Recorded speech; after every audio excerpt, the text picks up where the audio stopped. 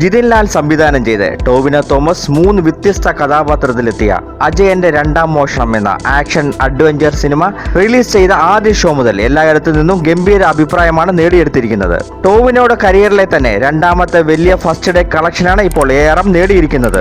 ARMന്റെ ആദ്യ ദിവസത്തെ യഥാർത്ഥ കളക്ഷൻ റിപ്പോർട്ടുകൾ ഇപ്പോൾ പുറത്തു വന്നിരിക്കുകയാണ്. ചിത്രം കേരള ബോക്സ് ഓഫീസിൽ നിന്ന് ആദ്യ ദിവസം 2,90,00,000 രൂപയാണ് ഗ്രോസ് കളക്ഷനായി നേടിയിരിക്കുന്നത്. ചിത്രത്തിന്റെ ആദ്യ ദിവസത്തെ റെസ്റ്റ് ഓഫ് ഇന്ത്യ കളക്ഷൻ 35 ലക്ഷം രൂപയാണ്. ചിത്രത്തിന്റെ ആദ്യ ദിവസത്തെ total Indian box office collection 3,25,00,000 രൂപയാണ്.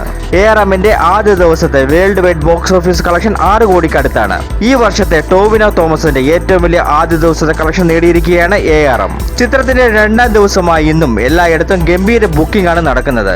3D ഷോകൾക്കാണ് കൂടുതൽ ബുക്കിംഗ് നടക്കുന്നത്. ഈവനിംഗ് ആൻഡ് നൈറ്റ് ഷോകൾ ഭൂരിഭാഗം തിയേറ്ററുകളും ഹൗസ്ഫുൾ ആയിരിക്കുകയാണ്. ഓരോ മണിക്കൂറിലും ബുക്ക് മൈ ഷോ ആപ്പിൽ കൂടി വിറ്റുപോയിക്കൊണ്ടിരിക്കുന്നത് 7,000-നടുത്ത് ടിക്കറ്റുകളാണ്.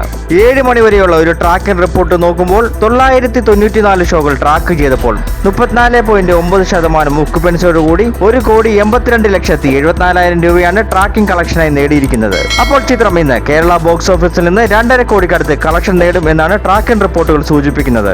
ഓണചിത്രങ്ങളിൽ ഇപ്പോഴും ഒന്നാമതായി നിൽക്കുന്നത് ടോവിനോ തോമസിന്റെ 50ാമത്തെ ചിത്രമായ അജയന്റെ രണ്ടാം മോഷണമാണ്.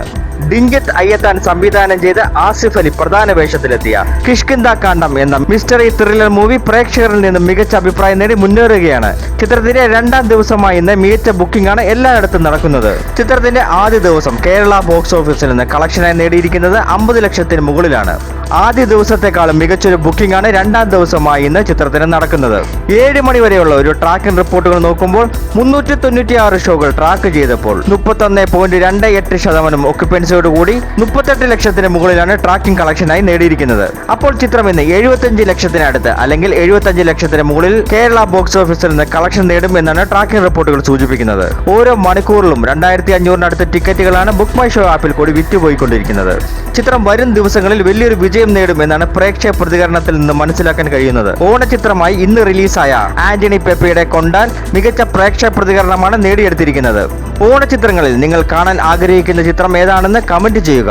ഓണചിത്രങ്ങളിലെ കൂടുതൽ ബോക്സ് ഓഫീസ് റിപ്പോർട്ടുകളുമായി അടുത്ത വീഡിയോയിൽ കാണാം. വീഡിയോ ഇഷ്ടപ്പെട്ടാൽ ലൈക്ക് ചെയ്യാനും സബ്സ്ക്രൈബ് ചെയ്യാനും മറക്കരുത്.